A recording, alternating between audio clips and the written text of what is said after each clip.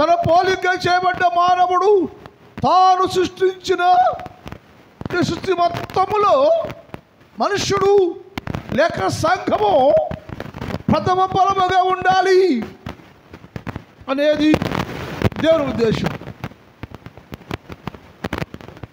ఈ విషయం అర్థమైతే నేను ప్రథమ ఫలంగా ఉండే జీవితం నాకుందా? యేసయ్య అన్నాడు, ఏమిటయ్యా నీ ఉద్దేశం అంటే, నా ఉద్దేశం ఏంటంటే సంఘం అంతా కూడా, మనుషులందరూ కూడా, మానవులందరూ కూడా రక్తంలో కడగబడ్డ ప్రతి వ్యక్తి సృష్టిలో ఆయన మొదట ప్రథమ ఫలముగా ఉండాలట. అంటే ప్రథమ ఫలం అంటే మొదటి వాడుగా ఉండాలి. Thank you. జ్యేష్ఠుడిగా ఉండాలి. నువ్వు జ్యేష్ఠత్వ హక్కు కలిగిన వాడుగా ఉండాలి. కడసారి వాడుగానో త్రోసేయబడ్డ వాడుగానో ఉండడానికి వీల్లేదట.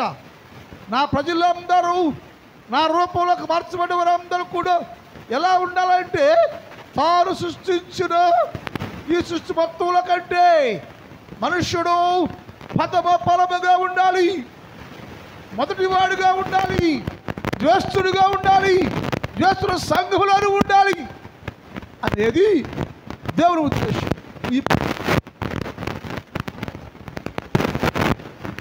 కానీ ఏం కోరుకుంటామంటే దేవుడు ఆయన ఉద్దేశాలను తెలియజేస్తున్నప్పుడు ఆయన ఉద్దేశానుసారముగా మనం జీవించేవారుగా ఉండలేకపోతున్నాం. యేసయ్య ఉద్దేశం నీవు తాను సృష్టించిన సృష్టిలో ప్రథమగా ఉండాలి అనేది. చూడండి ఒకసారి ఇర్మియా గ్రంథం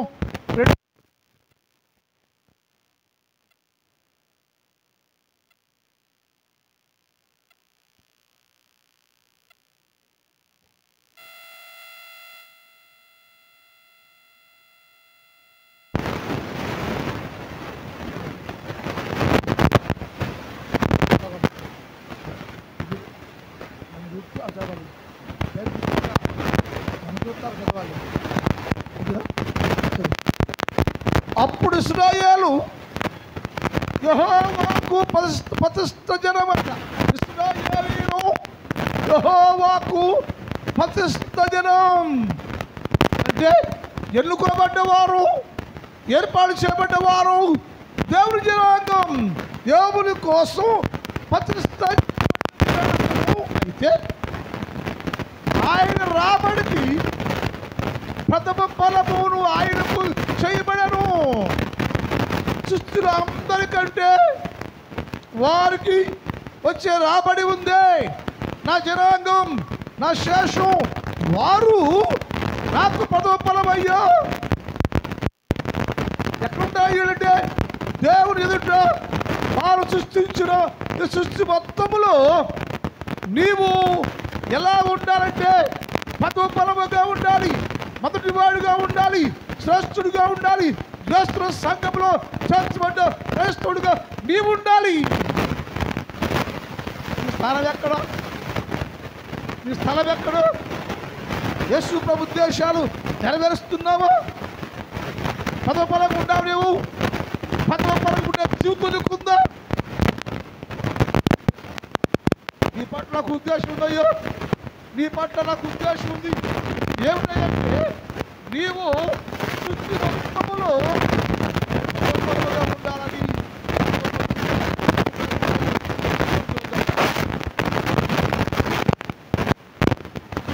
యాకోబు పత్రిక అమ్మా, ఆయన తాను సృష్టించిన వాటి గమనించాలి మీరు. దేవుడు లోకాన్ని సృష్టించాడు. దేవుడు లోకము సృష్టించను. అన్నాడు తాను సృష్టించిన వాటిలో చదువు. ఆయన సృష్టించిన వాటిలో మనమంటే ప్రథమ ఫలముగా ఉండాలట. దేనిలో? నీ ఇంట్లో కాదు, ఈ సృష్టిలోనే. తాను సృష్టించిన ఈ సృష్టిలో మనుష్యుడు సంఘము ప్రథమ ఫలముగా ఉంటాడట. మొదటి వాడుగా, జ్యేష్ఠుడిగా, ప్రథముడిగా, మొదటి వాడుగా దేవుని రాజ్యంలో ఉండాలి. ఆయన ఉద్దేశం. నీ పట్ల యేసు ప్రభుల వరకు ఉన్న ఉద్దేశం ఏంటంటే నీవు నా రాజ్యములో నా ముందు సృష్టిలో అందరికంటే పదముడుగా ఉండాలయ్యా, పదపరంగా ఉండాలయ్యా అని కోరుకుంటున్నాను. నిన్ను నా ఆలోచన నా ఉద్దేశం అంటే నీవు తాను సృష్టించిన ఈ సృష్టిలోనే ప్రథమ ఫలముగా ఉండాలంట. ఎలా ఉంటావయ్యా? ప్రథమ ఫలంగా చేయాలని, నిన్ను ప్రథమ ఫలముగా చెయ్యాలని, పదముడుగా చెయ్యాలని, ప్రథమ సంతానంగా చెయ్యాలని, శ్రేష్ఠుడిగా చెయ్యాలని ఆయన సత్యవాక్యము చేత నిన్ను కనెను. సత్యవాక్యము చేత ఆయన నిన్ను కన్నాడు. బైబిల్ వేసుకొచ్చు బైబిల్ వేసుకుని బైబిల్ రావటంలా చదవలేకపోతారు, ప్రాక్టీస్ లేదు, చదవరు, డెవలప్మెంట్ అట్లా అభ్యాసం లేదు. పెట్టాలి మీరు. మనము పదోపలంగా ఉన్నట్లుగా ఆయన సత్యవాక్యము చేత నిన్ను కన్నాడట. ఆయన రాదు.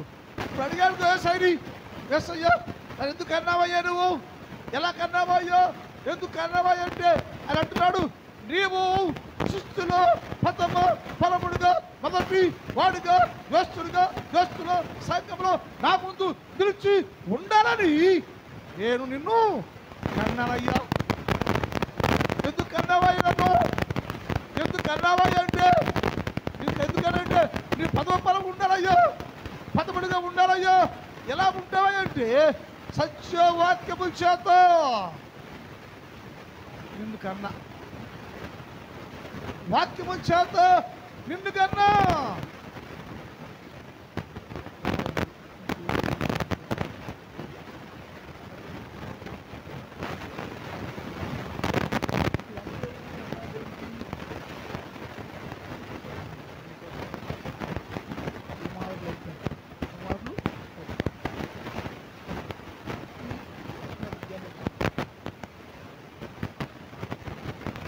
దేవుని కుమార్తె ఈ అమ్మాయి ఏం చేశాడంటే ఇది కన్నాడు. ఎలా కన్నాడు? ఇప్పుడైనా సత్యవాక్యం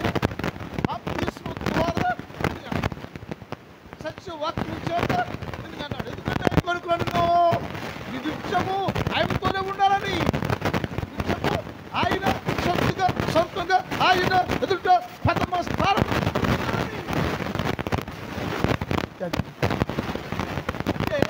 మన జీవితాల్లో ప్రథమగా ఉండాలి మనం, ప్రథమ స్థానానికి ఉండాలి మనం. అందుకన్నాడు. ఎలా కన్నావయ్యా అంటే సత్యవాక్యము చేత. చూడండి పత్రిక 1 అధ్యాయం 3-4 చూద్దాం. మన ప్రభువును యేసుక్రీస్తు ప్రభువు వారి యొక్క దేవుడు స్తుతించబడుగాక. మృతులలో నుండి యేసుక్రీస్తు తిరిగి లేచిన వరకు శివునితో కూడిన నిరీక్షణ అనగా అక్షయమైనది, నిర్మలమైనది, వాడబారని మహిమ కిరీటము ఆయన విశేష కార్యక్రమం చొప్పున మరలా జన్మింపజేశారు. మరలా అంటే ఒకసారేమో తల్లి గర్భంలో జన్మించావు, ఇప్పుడు నీవు వాక్యంలో జన్మించావు, వాక్యంలో పుట్టావు. నీవు మరలా జన్మింపజేశాను నేను, మరలా పుట్టించాను నేను, కొత్త జన్మనికి ఇచ్చాను నేను. ఎందుకయ్యా అంటే ఆయన చెప్పాడు, నీవు సృష్టిలోనే ప్రథమ ఫలముగా ఉండాలయ్యా. తాను సృష్టించును ఈ సృష్టిలోనే నీవు ప్రథమ ఫలముగా ఉండాలయ్యా. అందుకని ఆయన పుట్టించాడు. మరి పదోపలంగా ఉండేవారు, వాక్యంలో పుట్టినవారు, వాక్యంలో పుట్టినవారు పదోపలముగా ఉండాలంటే పదోపలం ఎలా ఉంటామంటే నువ్వు పదోపలంగా ఉండేవారి గుణలక్షణాలు ఏంటి? నీవు యేసుక్రీస్తు ఎదుట పదోపలముగా ఉండాలని సత్య వాక్యము చేత ఆయన నిన్ను కన్నాడు. కన్న తర్వాత ఎందుకు కన్నావని అడిగితే ఆయన చెప్పాడు, నీవు నా ముందు పదముడుగా జ్యేష్ఠుడుగా ప్రథమ ఫలముగా ఉండాలి మీరు. అందుకన్నా మరి పదోపలంగా జీవించి కనబడిన వారి గుణలక్షణం ఏంటి? ఎలా ఉంటారంటే వాళ్ళు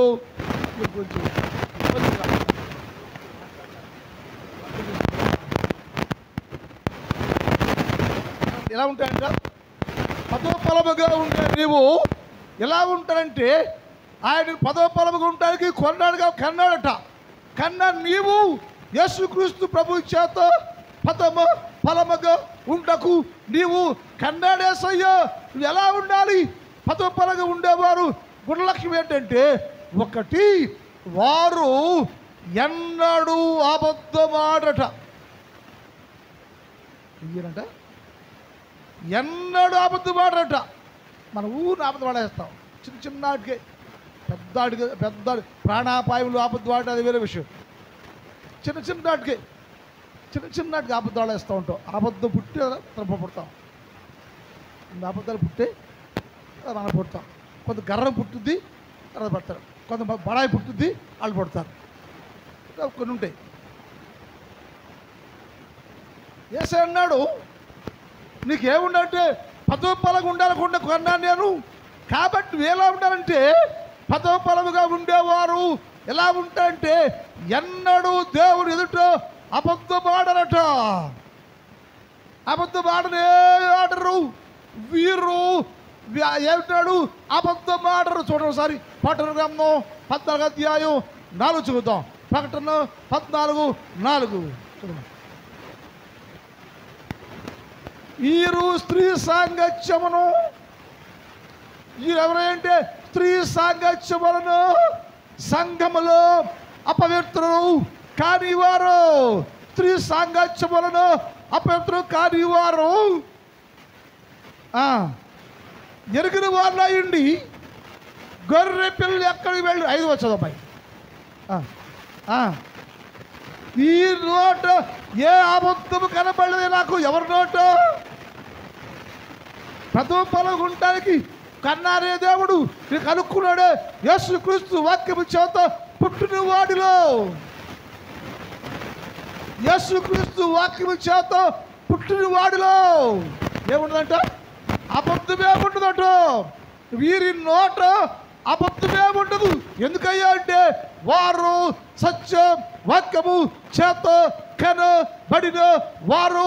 వారు పదములయ్యో, శ్రేష్ఠులయ్యో, దేశ సంఘమయ్యో, పదోపలమయ్యో.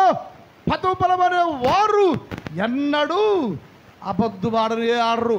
వారు వెతుకు ఊరు అబద్ధం ఆడుతున్నాగా.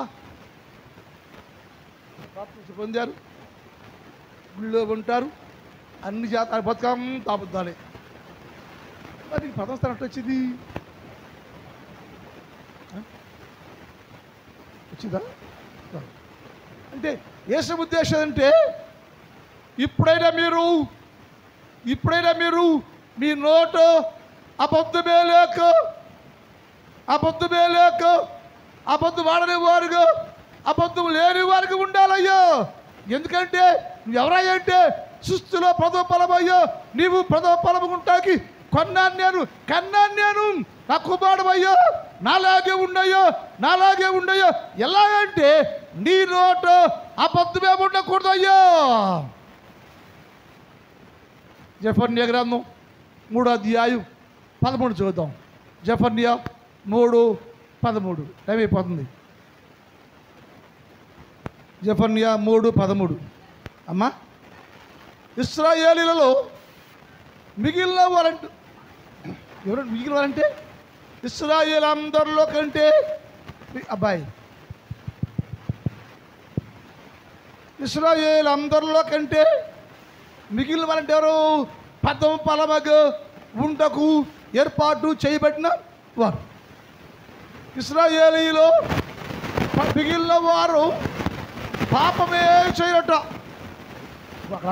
పాపమే చేయరు.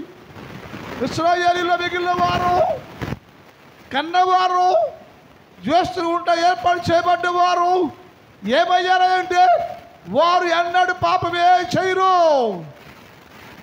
అబద్ధం ఆడరు. అబద్ధాలు రావు. నీకు మోసగల జీవితం ఉండదు నీకు. ఎందుకనయ్యా? ప్రథమ ఫలముంటకు నేను కన్నాను కదా. నేను కన్నాను అయ్యో. వాక్యంతో కన్నాను నేను. సత్య వాక్యంతో కన్నాను నేను. కాబట్టి వారి నోటు ఏముందంటే అబద్ధం ఉండదయ్యో. అబద్ధం ఉండదయ్యో. పాపం ఏముండదు. నోట్లో పాపం ఉండదయ్యో. పాపం లేని జీవితం అయ్యో. అందరూ పాపం చేస్తున్నావు. పాపం ఏముంది? పాపం నీ మీద ప్రభుత్వం చేస్తుంది. పాపం కింద బతుకుతున్నావు నీవు. అని ఏమనంటే అని నా ఉద్దేశం ఏంటంటే సంగమంతో నా ఎదుట పదోపలకు ఉండాలయ్యో. ఎలా ఉంటావయ్యో? ఎలా ఉండాలయ్యో అంటే నీవు ఎన్నడూ పాపం చేయని వాడుగా ఉండాలి. పాపం లేనివాడుగా ఉండాలి. అబద్ధం ఆడని వాడుగా ఉండాలి. అబద్ధం ఆడకూడదు నువ్వు. ఎందుకంటే నేను నిన్ను పదము ఫలముగా ఉండు లాగున సత్యం వాక్యము చేత నేను నిన్ను కన్నానయ్య. నేను నా కుమారుడు నీవు, నా కుమార్తెవు నీవు. కాబట్టి నీ నోట ఏముండకూడదంట? అబద్ధమే ఉండకూడదు. అబద్ధమే ఉండకూడదు. పాపమే ఉండకూడదు. ఈ రెండు ఉంటే ఎప్పటికి నువ్వు జ్యేష్ఠుల సంఘంలోకి రాలేవు. పదవ ఫలంగా ఉండలేవు నీవు. పదవ ఫలం స్థాయిలోకి రాలేవు నీవు. ఎందుకయ్యా అంటే నీ అబద్ధము నీ పాపము రెండు అణిచివేస్తూ ఉంది. ఆ వాక్యానికి పూజ తల్లి. ఇశ్రాయేలీయులలో మిగిలిన వారు పాపం చేయరు, అబద్ధం ఆడరు. కపటములాడే నాలుక వారి నోట ఉండనే ఉండదు. కపట మాటలు. ఒకటేమో పాపం చేయరు, రెండేమో అబద్ధం ఆడరు, మూడేమో కపట మాటలు మాట్లాడరట. మనం మాట్లాడతాం చాలామంది, మీరే కాదు, ఓ కొంత అలా ఉంటుంది. ఎలా? ఇక్కడ దాకా ఉంటుంది. ఏంటి? కపటం. ఇక్కడ దాకా కపటమే ఉంటుంది. పైకి మాత్రం దేమణక్క, వందమణక్క, ఏ ఫ్రెండు రా. ఏముంటుంది? దేమణక్క, ఫ్రెండు రా. ఎవరిని కుతికిల్లాగా ఉంటుంది. ఏంటది? కపటం. నీ బతుకే కపటం. అంతరాకు సరిగ్గా ఉండదు అసలు. అంతరాకులో పాపమేముంది? అబద్ధమే ఉంది, కపటం ఏముంది? అందుకనే నీ జీవితం యేసుక్రీస్తు ప్రభుకి ఇష్టంగా లేదు. పదవ ఫలముగా ఉండాలి కదా, పోగొట్టుకుంటా నువ్వు. యేసు అన్నాడు, నిన్ను నేను సత్యవాక్యము చేత కన్నాను నేను. ఎందుకయ్యో అంటే నీవు తాను సృష్టించిన సృష్టిలో పదమ ఫలముగా ఉండాలని నేను నిన్ను కన్నా. అది నా ఉద్దేశం అయ్యా. అయితే నా ఉద్దేశం ఏంటంటే నీ పట్ల ప్రత్యేకం ఉంది. అది నెరవేరాలంటే ఏం చేయకూడదు? ఒకటి పాపం చేయకూడదు, రెండు అబద్ధాలు ఆడకూడదు, మూడోది నీ నోట్లో కపటం ఏముండకూడదట. కపటం మాట నోటి రానియకూడదు. కపటం మాట నోటి రానియకూడదు. వచ్చిన అంటే ఏమవుతున్నామంట? ప్రథమ స్థానాన్ని జ్యేష్ఠుల సంఘంలో హక్కుని కోల్పోతున్నావు నీవు. యేసు అన్నాడు, ఇప్పుడైనా ప్రథమ స్థానంగా ఉండయ్యో, ఇప్పుడైనా పదవ ఫలంగా ఉండయ్యో. అలా ఉండాలంటే నీ నోట పాపం కానీ అబద్ధం కానీ కపట మాటలు కానీ రాకూడదామో. తర్వాత వారికి ఎవ్వని భయము లేకుండా విశ్రాంతి గలవారై. ఎందుకని? ఎవరైతే పాపము లేకుండా, అబద్ధం లేకుండా, కపటం లేకుండా ఉంటారో వారికి ఏ భయం ఉండదు. ఎవరి భయం ఉండదు, నిర్భయంగా ఉంటారో అన్నపారాలు పుచ్చుకొని సంపూర్ణ సంతోషాలతో ఉంటారని రాయబడి ఉంది. అంటే యేసయ్యక నీ పట్ల యేసయ్యక ఉద్దేశం ఏంటంటే, రెండవది నీవు పదమ ఫలముగా ఉండాలని. పదమ ఫలముగా ఉండాలంటే నువ్వు ఎలా ఉండాలంటే పాపము లేకుండా ఉండాలి, అబద్ధము లేకుండా ఉండాలి, కపటం లేకుండా ఉండాలి. అలా జీవిస్తే నీ జీవితంలో గొప్ప ధన్యత. 4 చెప్పడైనా నువ్వు ఎలా ఉండాలంటే అనిందులుగా ఉండాలట. అంటే అక్కడ మాట్లాడదు. ప్రకటన గ్రంథం 14:5.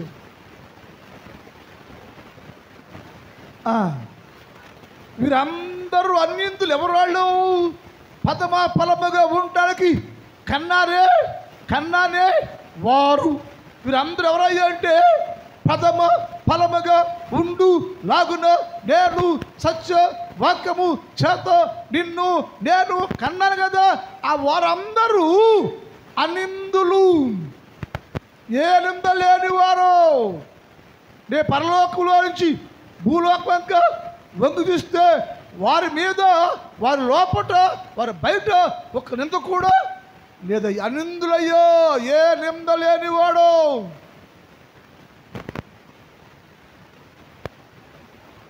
ఏ నింద లేని జీవితం జీవించేవారు. ఏమైందయ్యో, ఏ నింద లేదు వారి మీద, నింద వేయడానికి అవకాశం లేదయ్యో. ఉదాహరణకి దానియేలుని రాజ్యాభిషేకం చేయాలి అనుకుంటున్నాడు రాజుగారు. ఆ దేశంలో ప్రజలందరూ అంటున్నారు దానియేలులో ఏదైనా నింద, నేరము, లోపము కనుగొందాం అనుకున్నారు వాళ్ళు. కానీ దానియేలు ఒంటరిగా ఉన్నాడు, ఒక్కడుగా ఉన్నాడు. అతడు సత్య వాక్యము చేత కనబడిన వాడు, పదమ ఫలముగా ఎంపిక చేయబడిన వాడు కనుక ఎంతమంది ప్లాన్ చేసినా అతనిలో నింద కనుగొనలేకపోయాను. ఏ నింద లేదు, ఏ తప్పు లేదు, ఏ దోషము లేదు. అతనిలో ఏ నింద కనపడలేదు. అయ్యా, నింద లేని వాడుగా ఉండాను. అది పదవ ఫలం యొక్క హక్కు. వారు పదవ ఫలములో ప్రవేశిస్తున్నవారయ్యో, జ్యేష్ఠుల సంఘములో ప్రవేశించేవారయ్యో. ఎందుకంటే అతనిలో నిందను, లోపమైనను కనుగొనలేకపోయి. మళ్ళీ అన్ని లోపాలే కదా. ఏసే తప్ప, ఏసేనాడు నాలో నిందుందని ఎవడు చూపిస్తాడయ్యా? నాలో లోపం ఉందని ఎవరు చెప్తాడయ్యా? చెప్పగలరు ఎవడైనా సరే. లోకంలోనే ఉండో, మీతోనే ఉండో, మీలోనే ఉండో, మీ మధ్యలో ఉన్నాను నేను, మీతో కలిసి ఉంటున్నాను నేను. అయితే నాలో లోపం, పాపం ఉందని ఎవడైనా రూపిస్తాడో అంటే ఆయన రక్తంలో కడగబడ్డావు కదా, ఆ రక్తంలో కడగబడ్డావు కదా. మరి నీలో ఉందా లోపం? ఉందా? లోపం లేనివాడిగా ఉండావా? ఎంతకాలము లోపాలు కలిగి ఉండి, ఎంతకాలము లోపములు కలిగి ఉండి యేసుక్రీస్తు ఉద్దేశాలు నెరవేర్చకుండా, యేసుక్రీస్తు ప్రభుకి నీ పట్ల ఉన్న ఉద్దేశాన్ని నెరవేర్చకుండా లోపాలు కలిగిన వాడిగా ఉంటావు నీవు. రంగడేశయ్యా, ఇప్పుడైనా నీవు లోపము లేనివాడుగా అంటే అనిందులుగా ఉండండి అయ్యో. అనిందులో జీవించాలి నువ్వు. నింద లేని వారుగా ఉండాలి, అనిందులుగా ఉండాలి నువ్వు. నింద అనేది నీ మీద ఉండకూడదు అయ్యా. యేసయ్యకి నీ మీద ఉన్న ఉద్దేశం ఏంటంటే నీవు దేవుని ఎదుట ప్రథమ ఫలముగా ఉండాలని. ఎలా ఉంటావంటే, ఎందుకంటే నేను నిన్ను సత్య వాక్యము చేత కన్నాను కాబట్టి నువ్వు ఎలా ఉండాలంటే అబద్ధం లేనివాడుగా, పాపం లేనివాడుగా, కపటం లేనివాడుగా అనిందులుగా ఉండాలి. అది అలా ఉండేవారంట ఇంట్లో ఉండలేరంట.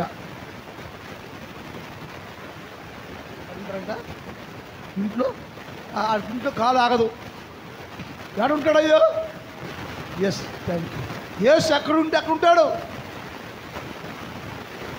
యేసు అయ్యా ఎక్కడుంటే అక్కడే. అంటే యేసు ప్రభువుని వెంబడించే వారిగా ఉంటాడట. యేసుక్రీస్తు ప్రభువుని వెంబడించే వారిగా ఉంటారు. ఎవరాళ్ళు? అనిందులు. ఇంకోటి, యేసుక్రీస్తు పలముగా ఉండటానికి ఏర్పాటు చేయబడినటువంటి వారు ఎక్కడ అంటే యేసుక్రీస్తు ప్రభువుని వెంబడించే వారుగా ఉంటారు. ప్రకటన గ్రంథం 3:4 చూద్దాం. ప్రకటన 3:4. అయితే తమ వస్త్రాలను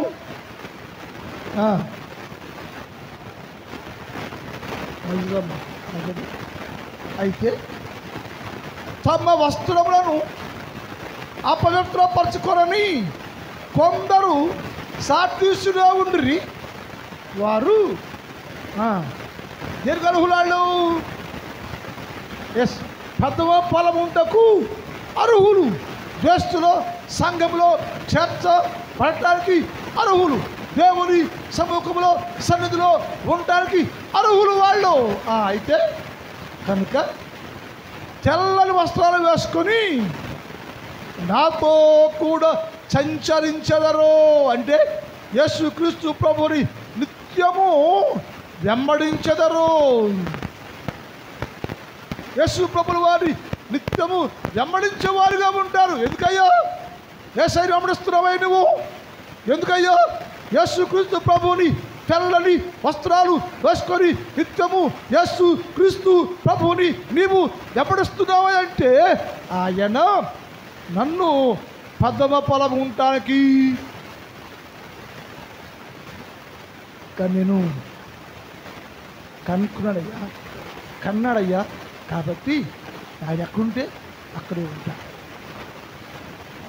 అందుకని యేసయ్య ఉద్దేశం ఒకటేమో నీ పట్ల దేవుని ఉద్దేశం, ఒకటేమో క్రీస్తు యేసు స్వరూపంలోకి మార్చబడాలని. అందుకు 4 విషయాలు నేర్చుకున్నాం. రెండోది, నీ ఉద్దేశం, నీ పట్ల దేవునికి ఉన్న ఉద్దేశం ఏంటంటే నీవు ప్రథమ ఫలముగా ఉండాలని ఆయన నిన్ను సత్య వాక్యము చేత కన్నాడు. నువ్వు ఎలా ఉండాలో 4 విషయాలు నేర్చుకున్నాం. మనం ఇది మన జీవితాలు అనుభవించుకున్నాం. ప్రార్థన మిగిలిన భాగాన్ని రేపు కాలం ధ్యానం చేద్దాం.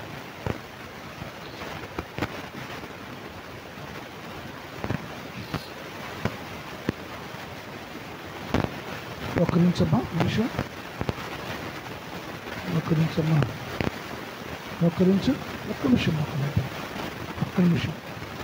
ఎక్కువసేపు వద్దండి. ఒక్క నిమిషం ఏసయ్యా నన్ను దర్శించయ్యా, నాతో మాట్లాడయ్యా.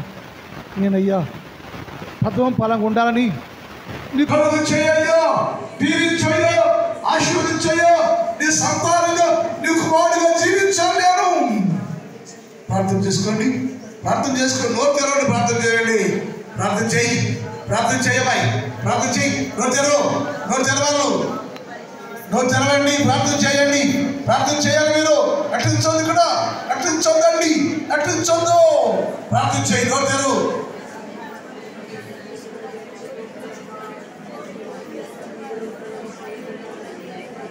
ప్రార్థన చేసుకోండి. ప్రార్థన చేసుకోండి. అహంకారం ప్రార్థన చేస్తాం. ప్రార్థన చేసుకోండి. ప్రార్థన చేసుకోండి. ప్రార్థన చేయమ్మా తల్లి. ప్రార్థన చేయి. ప్రార్థన చేయాలి. ప్రార్థన చేసుకోండి. ప్రార్థన చేసుకోండి. ప్రార్థన చేసుకోవడం. ప్రార్థన చేసుకోమా. ప్రార్థన చేసుకో. ప్రార్థన చేసుకోండి.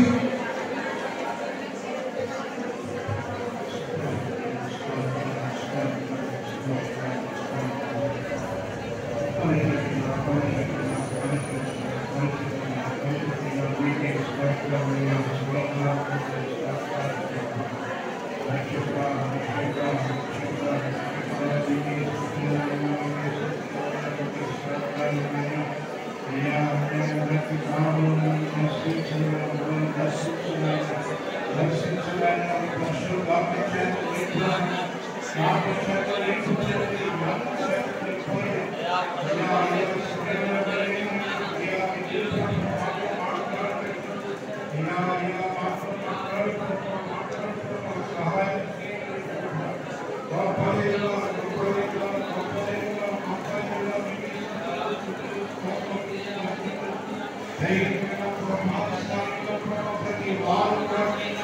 This